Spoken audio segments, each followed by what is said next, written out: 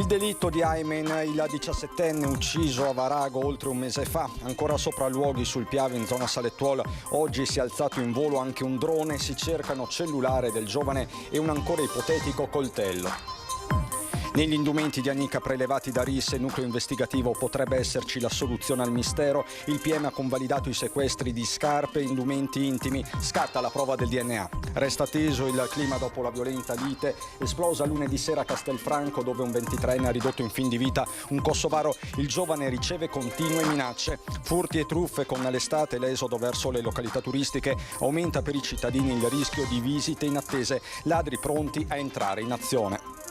Trasportavano un alunno gravemente disabile in gita. Un'azienda di trasporti della Marca è stata multata per aver violato la ZTL a Mestre. Il titolare, nessuna pietà. Non ci sono colpevoli per la morte delle 11 persone travolte uccise da un vortice di neve mista a roccia sulla Marmolada il 3 luglio 2022. A quasi un anno dalla tragedia, l'inchiesta per disastro colposo è stata archiviata. A 24 ore dal passo indietro di Marcato tocca a Franco Manzato ufficializzare la sua candidatura a segretario della Lega. Non corro per perdere, dice il trevigiano. Il Consiglio di Stato dà ragione al Comune e mette la parola fine al braccio di ferro legale tra Comune di San Zenone degli Ezzelini e la Regione Pedemontana, Regione Veneto, per le opere compensative sulla Pedemontana. Prima prova scritta per gli studenti trevigiani impegnati nella maturità, 8.000 in tutta la Marca, Moravia, Quasimodo, Oriana Fallaci e Piero Angela tra le tracce. Bentrovati, buonasera telespettatrici, telespettatori di Antenna 3, la cronaca in primo piano per questa edizione trevigiana dei nostri telegiornali. In primo piano ancora una volta il delitto di Aymen, il 17enne ucciso a Varago oltre un mese fa. È stata una nuova giornata di sopralluoghi sulla zona di Salettuola, siamo quindi sul Piave. Si è alzato in volo anche un drone, ma ci racconta tutto Nicola Marcato. È qui a Salettuola, nei pressi del monumento ai caduti, dove i vigili del fuoco sono entrati in azione anche grazie all'ausilio di un drone in grado di effettuare delle foto ad alta definizione che vengono subito esaminate all'interno di un mezzo mobile. Se dovessero trovare qualcosa di anomalo, sono pronti ad intervenire immediatamente i sommozzatori. Seconda giornata di ricerche, purtroppo ancora senza esito. I sopralluoghi nel Piave continuano per le forze dell'ordine e i vigili del fuoco che puntano a ritrovare il cellulare scomparso di Aymen ad Benameur e il coltello con il quale, secondo alcune ipotesi al vaglio degli inquirenti, la vittima avrebbe minacciato Elia Fiorindi, il trevigiano di 18 anni, oggi in carcere a Santabona con l'accusa di aver ucciso il 17enne per una questione di droga. Nel frattempo si accumulano i fiori e gli omaggi dove Aymen, l'11 maggio scorso a Varago di Maserada, fu ucciso da Fiorindi con 2 coltellate. Fiori e peluche e una foto dello studente del Besta, Alge come lo chiamavano gli amici, sempre con noi. Dal carcere l'omicida Elia insiste nel ribadire di aver reagito alle minacce di Aymen, che il 17enne era armato e di aver a sua volta agito per legittima difesa, arma che carabinieri, polizia e vigili del fuoco stanno cercando senza sosta, così come il cellulare, basilare per ricostruire le ultime ore di vita del 17enne. Lungo l'argine le persone in passeggiata guardano incuriosite senza sospettare che il sopralluogo sia legato al delitto di un mese fa. Ho quasi avuto l'idea che ci fosse magari qualcuno disperso nell'acqua. Perché qui e non in altri posti come nel laghetto artificiale Le Bandie o in un qualsiasi fiumiciattolo in campagna, se lo chiedono in diversi, gli investigatori forse devono aver avuto delle informazioni. Quella sera dell'11 maggio a Varago i 2 ragazzi si trovavano entrambi con degli amici, 2 gruppi probabilmente rivali. Qualcuno di loro potrebbe aver suggerito l'ipotesi che coltello e cellulare siano stati gettati in questo tratto dell'argine. Per la difesa i sopralluoghi dimostrano che la versione di Fiorindi è stata ritenuta credibile, mentre l'avvocato dei familiari di Aymen, Luciano Meneghetti, continua a ribadire che si tratta solo di un atto dovuto. C'è poi l'omicidio sospetto di Anika Panfila. I carabinieri del RIS di Parma, le scarpe e i vestiti della 31enne trovata morta nelle acque del Piave, un giallo che gli investigatori stanno cercando di risolvere. Indagato al momento è l'ex datore di lavoro della donna, Franco Battaggia, 76 anni, che lo scorso lunedì si è avvalso della facoltà di non rispondere di fronte al pubblico ministero. Sarebbe stato lui l'ultimo a vedere Anika. Si cercano tracce utili per ricostruire gli ultimi istanti di vita della donna e accertare eventuali responsabilità del 76enne. La convalida del sequestro ha riguardato anche la felpa, la canotta rossa e della biancheria intima che Anika aveva indosso quel 18 maggio quando sparì nel nulla. Massima attenzione sarà posta sulle suole delle scarpe di Anika, soprattutto dopo i rilievi fatti nella casa di Battaggia ad Arcade la scorsa settimana. E resta tesissimo il clima dopo la violenta lite esplosa lunedì sera verso le 18. Siamo a Castelfranco Veneto in via Pagnana all'altezza dell'Eurobaita al lago, dove un 23enne ha ridotto in fin di vita un kosovaro di 39 anni. L'uomo resta gravissimo, in prognosi riservata al Cafoncello. Il 23enne, dice l'avvocato, è disperato e continua a ricevere minacce. Questo glielo posso confermare perché durante il ricevimento ha ricevuto dei messaggi di persone a lui vicini che gli riferirono che alcune persone vicine invece alla persona offesa stanno veicolando minacce. Una sorta di faida. Speriamo di no. Però allo Stato quello che viene riferito è non la passerà liscia, non lasceranno stare.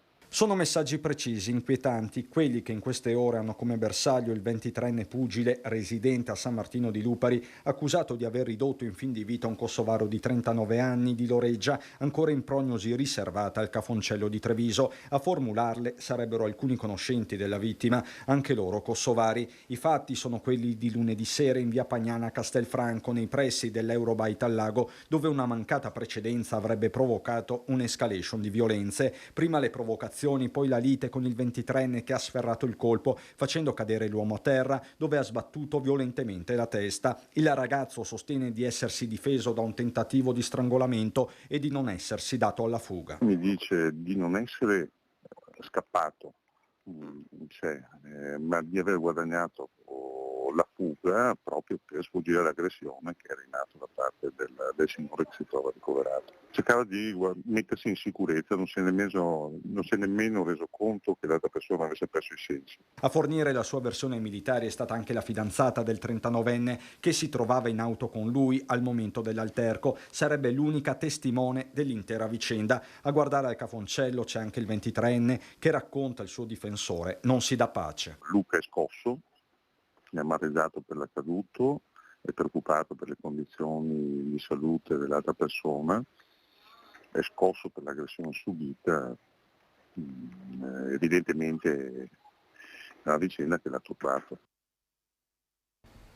Avevano messo in atto una vera e propria spedizione punitiva, armati di mazze, cinghie e tondini di ferro. Si erano scagliati contro 3 giovani macedoni che si trovavano seduti a un tavolino di Piazza Cima nel cuore del centro storico di Conegliano. I fatti, lo ricorderete tutti, risalgono al 2 maggio 2021. Difficile dimenticare queste immagini. Del resto, ora è stato notificato 11 cittadini kosovari, tutti muratori tra i 23 e i 24 anni, residenti a Treviso e dintorni, l'avviso di conclusione indagine. Sarebbero loro i presunti autori della violenta aggressione. L'indagine coordinata dalla Procura di Treviso con il pubblico ministero Giovanna De Donà è stata condotta dagli investigatori del commissariato. Gli 11 ragazzi che avevano il volto travisato da mascherine anti-Covid potrebbero ora finire a giudizio per i reati di lesioni aggravate, danneggiamento e porto d'armi. La spedizione punitiva, secondo le indagini, sarebbe stata pianificata da uno dei giovani kosovari kosovari che doveva vendicare il fatto che una sua ex ragazza si fosse avvicinata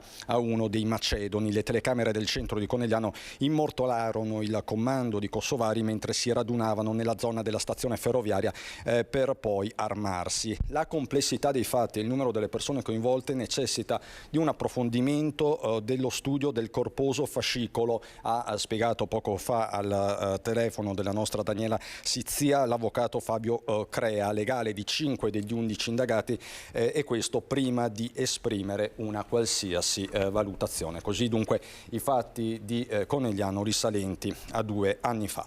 E saranno celebrati domani alle 15 nella chiesa parrocchiale di Spercenigo i funerali di Marco Bianchin, il 17enne morto venerdì scorso in seguito alle ferite riportate nell'incidente stradale a Mignagola di Carbonera. Un ultimo messaggio per Marco dalla famiglia e dai suoi compagni dell'istituto Ipsia Giorgio Fermi. Il destino ti ha tolto troppo presto all'affetto della famiglia, ma non ti toglierà mai dalla nostra memoria e dal nostro cuore. Sono queste le parole scritte sull'epigrafe, sono queste le parole che accompagneranno per sempre Marco Bianchin, il 17enne di San Biagio di Callalta, morto venerdì scorso all'ospedale Cafoncello, dopo 48 ore di agonia a causa delle gravi ferite riportate nel tragico incidente stradale a Mignagola di Carbonera. Un ultimo messaggio d'amore voluto dalla famiglia, da mamma Marica, papà Stefano, dalle sorelle Nadia e Sonia, in vista dei funerali nella chiesa di Spercenigo di San Biagio. Amava correre lungo la pista d'atletica Marco, amava pedalare con la sua bicicletta, sua inseparabile compagna di avventure. Studiava odontotecnica all'Ipsia di Giorgio Fermi, un banco che da settembre rimarrà vuoto.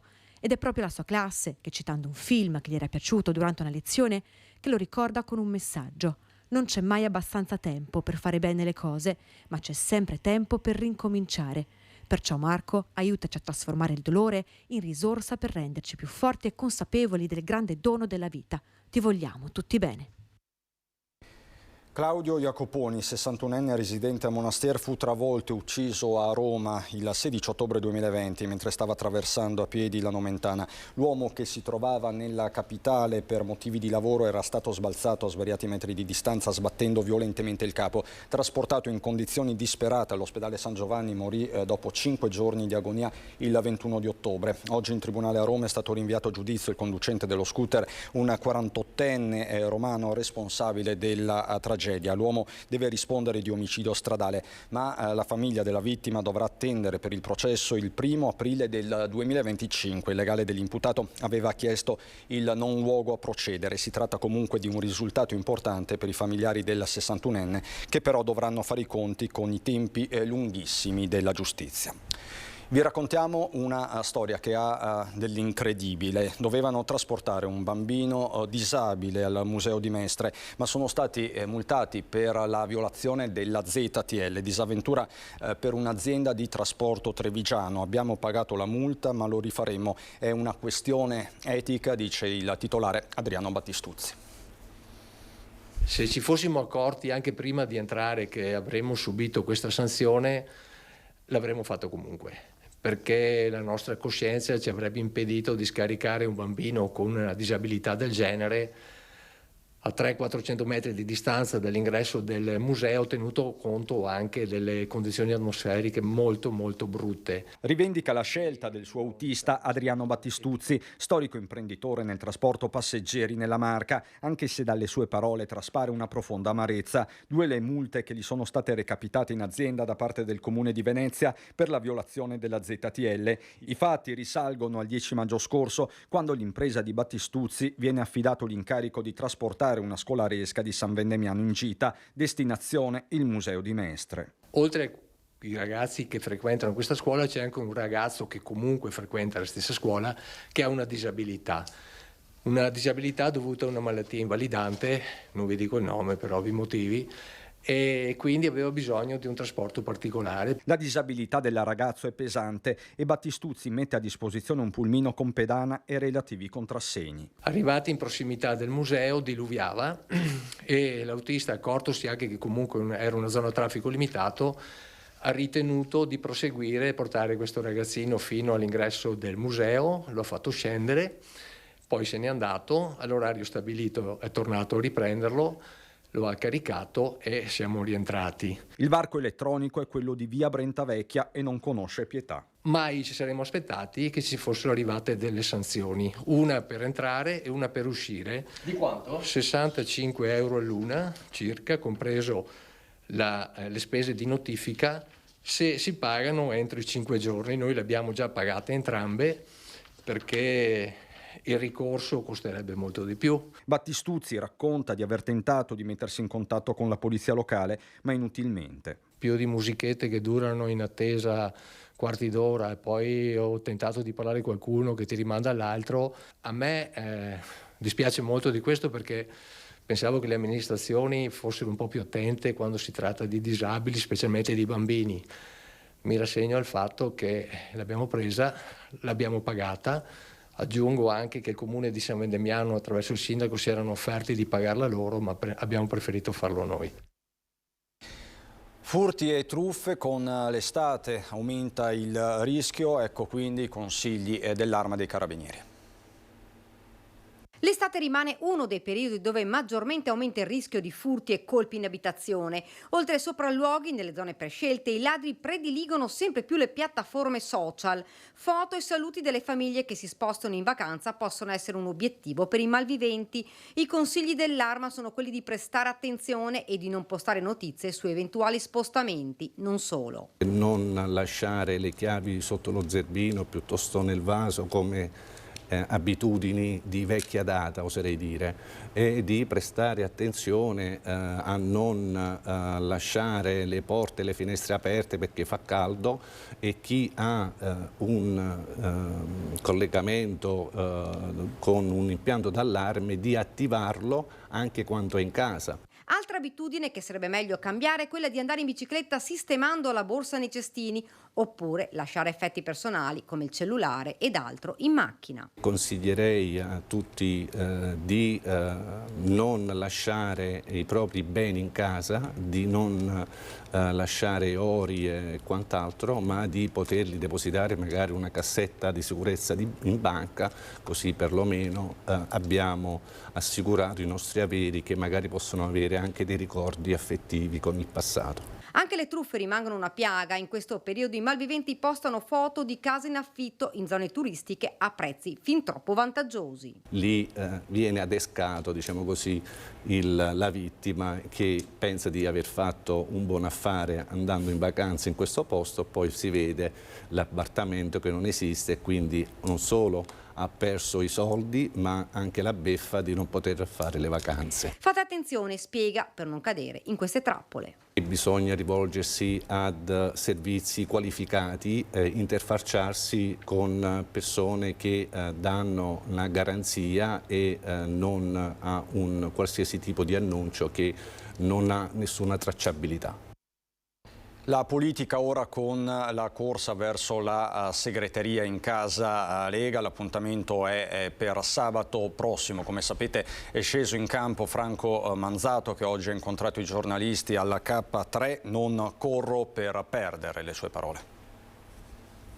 Noi siamo la Lega Veneta e vogliamo tornare ad essere quello che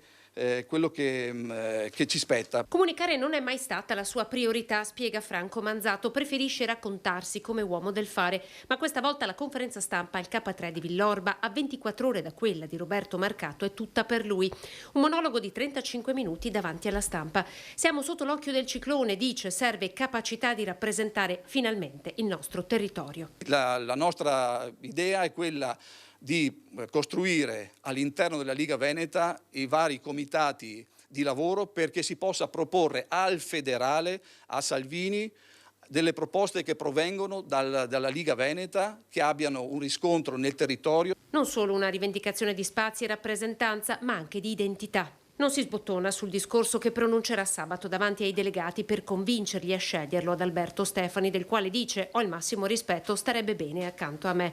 Mette però sul piatto in dote 20 anni di politica, dagli albori nel 93 in Consiglio d'Oderzo accanto a Beppi Covre fino alla scuola politica da lui fondata.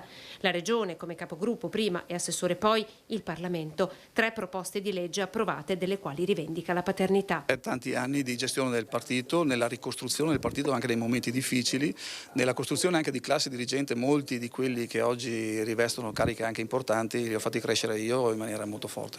Nessun commento sulla rinuncia del collega Marcato, che descrive come uomo dalle grandi potenzialità. L'obiettivo resta per Manzato colmare il divario di consensi che divide i territori, una stoccata, seppur indiretta, a chi ha gestito il partito in anni di commissariamento. Io credo che la Liga Veneta sicuramente nei prossimi 3 anni si concentrerà sulle altre province, le province centrali e nord-sud, perché hanno la grande potenzialità e professionalità per poter essere a livello di provincia di Treviso tranquillamente. L'identità per noi è importante, se tu annacqui l'identità il cittadino non riesce a capire perché deve votare te o qualcun altro. Io credo che la grande tradizione della Liga Veneta si deve rimodernare, ma deve essere molto riconoscibile. Se fosse per me, conclude, avrei aperto il congresso di sabato al voto dei militanti ed anche alla stampa. Insomma, un congresso a porte aperte. Diverse le letture che arrivano dal territorio su questa competizione a 2. A sostenere Manzato oggi c'era Giampaolo Gobbo, per il quale c'è piena stima nei confronti di Stefani, ma l'esperienza di Manzato non appare così. Gobbo. Si sono avuti degli input tali dove il candidato ottimale secondo determinate situazioni, parlo delle altre province, è Franco Manzato. Vola leggero Giampaolo Gobbo, la prende larga come sempre, salvo poi chiarire: abbiamo bisogno di esperienza. Da qui la sua presenza a sostegno della candidatura di Franco Manzato. Posso dire semplicemente perché Manzato l'ho conosciuto, perché nelle province che avevano meno possibilità di leghismo, chiamiamo così, ho mandato lui a suo tempo. Ci stiamo graffiando ora come fanno le unghie delle mani, è la sua lettura della situazione attuale. Torneremo ad essere forti come un pugno chiuso, dice. Dispiaciuto per il ritiro della candidatura di Roberto Marcato, invece, si è detto il sindaco Mario Conte. Mi dispiace perché si toglie un elemento al confronto. Io sono sempre dell'idea che più si candidano e più idee di futuro ci sono da presentare ai militanti e più opportunità di crescita c'è. Professa stima per entrambi. L'obiettivo per Conte deve restare quello di far crescere la Lega alzando la percentuale dei consensi. Scegliere Alberto Stefani significa far comandare Milano. Più diretto di così non poteva essere il padovano fresco di espulsione dal partito Fabrizio Boron, questa mattina in diretta sulle nostre reti. Nessun provvedimento è mai partito dal territorio, mai partito dal Veneto, ma si è deciso a Milano. Ecco, Stefani vuole questo. La sua lettura della scelta di ritirarsi alla corsa alla segreteria dell'amico Roberto Marcato. Io mi auguro che sia una scelta di unità proprio per quell'amore che ha espresso Roberto Marcato e quell'amore che deve fare per riportare la Liga Veneta forte e decisa e non sottomessa a commissari che vanno a Milano a chiedere buttami fuori quello perché è troppo fastidioso. Pronti ad andare a San Zenone degli Ezzelini, ma subito dopo la pubblicità, fra poco.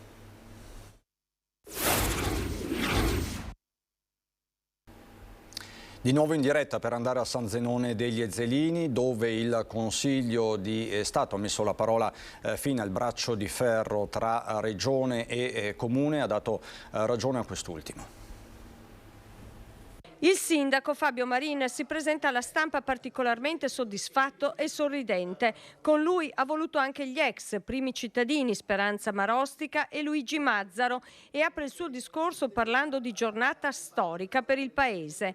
Il perché è presto detto. Il Comune ha messo al tappeto Zaia & Company con la sentenza del Consiglio di Stato che gli dà ragione e obbliga la Regione a rispettare gli accordi del 2012, dando il via alla sistemazione della viabilità del centro di San Zenone a spese proprio della Regione. Partendo dall'amministrazione Marostica che aveva intrapreso degli accordi appunto con la Regione per il fatto che la superstrada pedemontana passava appunto per San Zenone, arrivando all'amministrazione di Luigi Mazzaro, il quale appunto aveva firmato l'accordo impegnandosi a ritirare il ricorso al TAR che era stato iniziato dal Comune di San Zenone contro la pedemontana veneta, e con questo accordo si andava ad accordarsi appunto per delle opere compensative. Un accordo però mai rispettato dalla Regione. Dopo un silenzio di 10 anni, Fabio Marin e la sua giunta hanno deciso di imboccare le vie legali. Abbiamo mandato prima una lettera, poi una diffida. Poi alla diffida non è arrivata risposta, quindi abbiamo fatto un ricorso al TAR. Il TAR ci ha dato ragione, la Regione non era ancora contenta e quindi ha fatto il ricorso al Consiglio di Stato e adesso il Consiglio di Stato in maniera definitiva ci ha dato ragione. E adesso che il braccio di ferro è stato vinto, l'amministrazione Marin attende di poter avviare quanto prima i lavori di riqualificazione del centro, il cui importo potrebbe superare i 4 milioni di euro. Si tratta della riqualificazione intera del centro di San Zenone. Partiamo da davanti alla chiesa e arriviamo fino in fondo a via Marconi, comprendendo anche la rotatoria qui in piazza all'altezza del municipio. Sul fronte politico, il sindaco si toglie qualche sassolino dalle scarpe, in particolare non nasconde il dente avvelenato nei confronti dell'assessore regionale Elisa De Berti. Mi ha definito sindaco troppo giovane e quindi non sapevo portare avanti le cose, mi ha detto che non dovevo stalkerizzarla per riuscire a ottenere le cose, cosa che non facevo, io stavo solo comportandomi da sindaco per ottenere quello che al nostro paese spetta. Oggi insomma il Consiglio di Stato ci ha dato ragione, quindi l'assessore De Berti adesso dovrà leggersi la sentenza e capire che bisogna andare avanti con i lavori. Oggi via la maturità per migliaia di studenti veneti, 8.000 solo nella Marca. Vediamo com'è andata. Parlava dell'attesa e del valore dell'attesa e praticamente il fatto che adesso con WhatsApp, i social, siamo sempre abituati ad avere tutto subito e invece dobbiamo anche sapere attendere, insomma. La trovi pertinente come traccia proprio in questo particolare momento storico? Beh, direi di sì. WhatsApp, i tempi di attesa, che attualmente noi ci mettiamo molto più tempo a attendere, cioè nel senso che è per noi più snervante attendere, diciamo, che non riusciamo più a attendere oltre 5 minuti. È stata un po' dura, diciamo. Ti ritrovi in questa lettura della gioventù? Sì, alla fine sì, come l'ho spiegato anche nel testo. Cioè, l'ho usato la mia esperienza personale alla fine. Vince l'attualità il mondo dei social con il digitale che ha accorciato, se non azzerato, i tempi dell'attesa. Il tempo passato ad attendere, si legge nella traccia, un tempo sospeso che è vitale per la nostra concentrazione eppure sempre più minacciato. L'attualità con l'era di WhatsApp e la figura di Piero Angela, scomparso solo di recente. Abbiamo parlato della creatività e dell'innovazione nella società, insomma, e niente, questo. Siamo una società innovativa secondo te? Secondo me sì e no, ci sono dei pro e dei contro. Secondo me bisogna dare più importanza, non so, alla creatività anche in età prematura e soprattutto nelle scuole promuovere queste attività creative. L'analisi del testo è a sorpresa, così come l'autore di letteratura, Quasimodo. Le tracce della tipologia A non erano quelle che ci aspettavamo. Tutti dicevano oppure Svevo, oppure D'Annunzio, ma sono usciti Quasimodo e Moravia e noi non l'abbiamo neanche fatto a scuola. Di cosa parlava il testo di Quasimodo? Il testo di Quasimodo parlava allora, era diviso in 13 versi. I primi 4 erano un richiamo alla creazione biblica della Genesi, quindi Dio che fa il mondo e tutto quanto. Poi negli altri 9 parlava dell'uomo che manda lo Sputnik sull'orbita bene o male, e quindi sul rapporto scienza e letteratura. Circolava qualcosa ieri sera su internet? Sì, ma assolutamente niente di quello che è uscito. No. Prossima prova adesso? Inglese domani. Siamo abbastanza tranquille, sinceramente. Ma sinceramente io no. Io sì. Ore 14.30, tutti fuori, tempo scaduto. E allora, prima di rimettersi sui libri in vista di domani, un brindisi per sciogliere la tensione. In bocca al lupo quindi ai maturandi della Marca. Noi adesso rimaniamo a Treviso, parliamo di musica.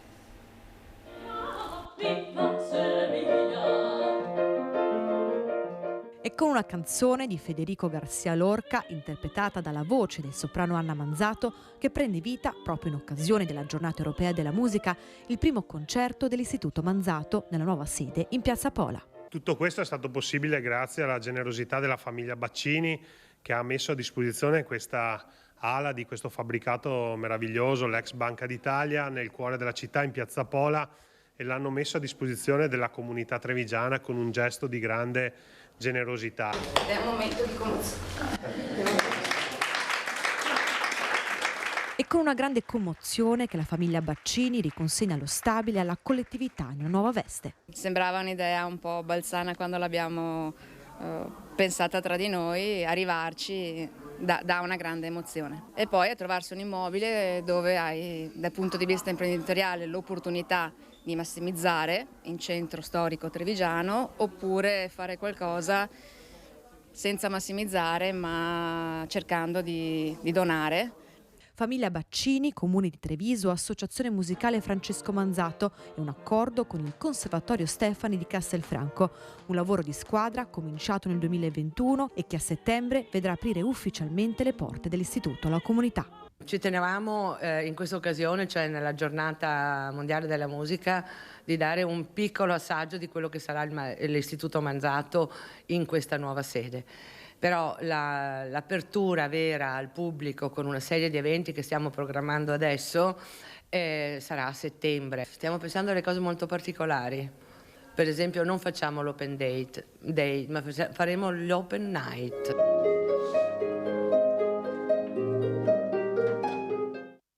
E a proposito di musica, sabato prossimo, 24 giugno alle 18:30, un concerto benefico nella chiesa di San Francesco, organizzarla le Penne Nere Trevigiane a favore del gruppo alpini di Conselice. Parliamo dell'alluvione in Emilia-Romagna. Dopo l'ultima adunata triveneta a Belluno, gli alpini non si fermano. Questa volta, marcia a parte, le Penne Nere di Treviso scenderanno in campo in aiuto dell'Emilia-Romagna con un concerto benefico a favore del gruppo alpini di Conselice, uno dei luoghi più colpiti dall'alluvione. Le strade, le case, insomma, che sono le state... Le case, le abitazioni, anche le attività commerciali, perché sono tutte al piano terra e quindi sono anche senza quelle che noi chiamiamo i servizi normali che ci aspettiamo di trovare, il panificio, il tabacchino, piuttosto che il bar stesso che magari è un punto di ritrovo, sono senza nulla. Ed è così che sabato dalle 18:30 il Tempio Monumentale di San Francesco si trasformerà in una vera e propria orchestra.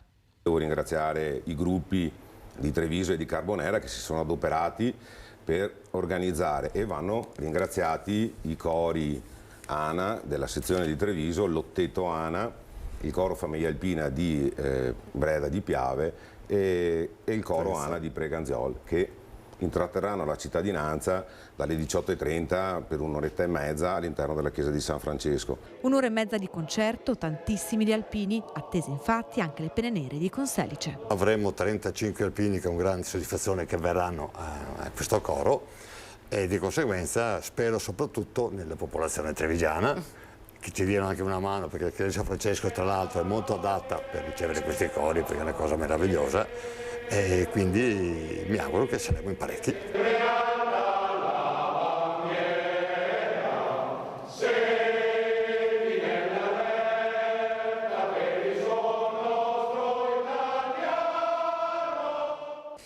E noi adesso andiamo a Belluno.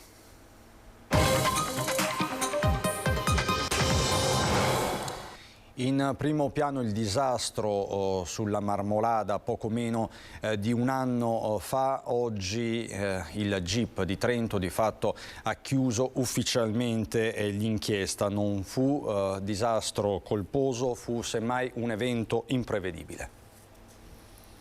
A quasi un anno dalla tragedia, era il 3 luglio 2022, ecco la sentenza del giudice per le indagini preliminari di Trento che mette la parola fine alla tragedia. Il crollo di una parte del ghiacciaio della Marmolada, che provocò la morte di 11 persone, non ha responsabili. E così l'inchiesta della Procura di Trento è stata archiviata. Una decisione per certi versi attesa, perché la perizia degli specialisti aveva confermato l'imprevedibilità dell'evento e perché di conseguenza il procuratore di Trento aveva già chiesto l'archiviazione. Erano le 13:45 del 3 luglio del 2022, quando un seracco si era staccato dal ghiacciaio. L'enorme massa di ghiaccio, fango e sassi aveva travolto alcune comitive, uccidendo 11 persone.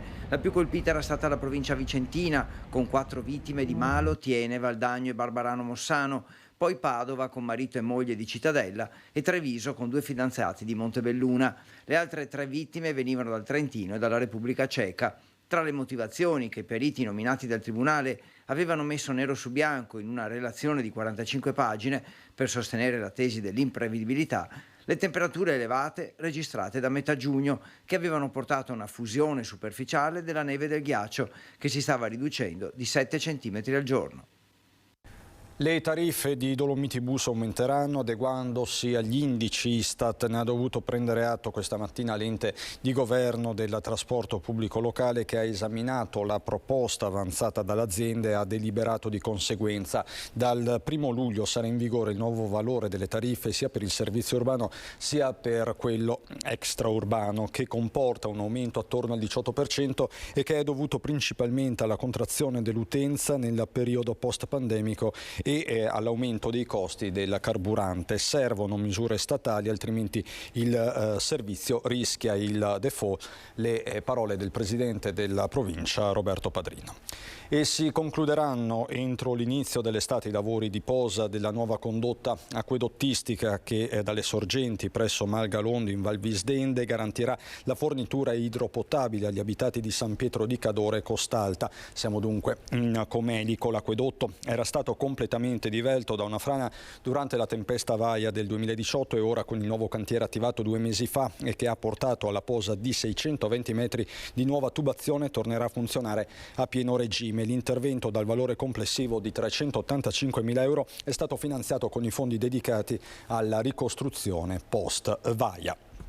Un team unico a livello nazionale, quello dell'unità operativa complessa di chirurgia vascolare dell'ULSS 1 Dolomiti, che ha presentato questa mattina il bilancio della propria attività, come ci racconta Stefano Bozzi. Avviata nel 2021 nel pieno della pandemia ed è entrata a regime nel 2022, l'unità operativa complessa di chirurgia cardiovascolare è una delle eccellenze assolute dell'azienda sanitaria bellunese. Un modello unico in Italia, rappresentato da un team multidisciplinare che coniuga professionisti di chirurgia e angiologia per mettere il paziente al centro di un processo di cura che parte dalla diagnostica e prosegue nella terapia, senza soluzione di continuità per il trattamento delle malattie vascolari. Sapete, siamo partiti da zero. Abbiamo trovato un territorio scoperto dal punto di vista vascolare e si è riusciti in tempo relativamente breve ad attivare una unità complessa. L'idea di avere una unità che si occupi completamente della patologia vascolare, dalla parte chirurgica e dalla parte internistica, è sicuramente vincente e si sta dimostrando proprio qui. Nel 2022 sono stati 526 gli interventi di chirurgia vascolare, oltre a 11.000 prestazioni ambulatoriali erogate tra gli ospedali di Belluno, Feltre, Pieve di Cadore e Agordo, per un valore complessivo prodotto di oltre 3 milioni di euro. I dati che avete visto sono stati raccolti in un anno, quindi in una provincia che ha un bacino d'utenza di 200.000 persone, avere 500 interventi di chirurgia vascolare, credo che sia abbastanza semplice la proporzione. Pensate soltanto che se non ci fossimo noi, le persone dovrebbero emigrare per ovviamente provvedere ai proprie necessità di salute. Ci sono poi importanti novità sul fronte infrastrutturale, con l'avanzamento dei lavori per la costruzione delle nuove sale ibrida ed emodinamica che, a fronte di un intervento di quasi 6 milioni di euro, garantiranno l'eccellenza dal punto di vista tecnologico e operativo per la cardiologia interventistica e la chirurgia endovascolare. Termine previsto dei lavori primavera-estate 2024. Un intervento economicamente molto importante, ma poi c'è soprattutto l'importanza dal punto di vista clinico, che ci permette di affrontare interventi di chirurgia vascolare di alta complessità. Chiudiamo con questa eccellenza tutta bellunese, l'edizione dei nostri telegiornali. Non ho ulteriori aggiornamenti, vi lascio le previsioni del tempo. Buona serata.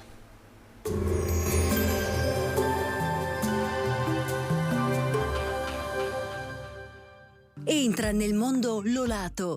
Da oltre 40 anni un team di professionisti per migliorare la qualità della tua vita. Centro del piede con servizi di podologia, laboratorio per la produzione di plantari e calzature su misura. Bentrovati al meteo. L'anticiclone africano investe l'Italia con la sua massa d'aria rovente. L'intensa ma breve ondata di caldo africano raggiunge il suo apice giovedì 22 giugno. A seguire è previsto un lieve indebolimento. Vediamo insieme il dettaglio. Sul Veneto tanto sole ovunque, cielo in prevalenza sereno o poco nuvoloso, salvo qualche addensamento sulle zone montane, in genere senza fenomeni associati. Temperature in aumento e calde, minime tra 17 e 23 gradi, massime con picchi di 35 gradi all'incirca. Ci spostiamo ora sul Friuli Venezia Giulia. Anche in questo caso sarà soleggiato ovunque, il cielo si presenterà limpido o velato, con caldo afoso, specie in pianura. Temperature minime infatti tra 19 e 21 gradi, massime sui 31-33 gradi. Infine diamo uno sguardo alla situazione del Trentino Alto Adige, dove sarà bel tempo, maggiore instabilità al pomeriggio e soprattutto in serata con isolati temporali. Temperature minime intorno ai 15-16 gradi, massime sui 34-36 gradi. Dal meteo di Antenna 3 per ora è tutto, grazie per l'attenzione, arrivederci.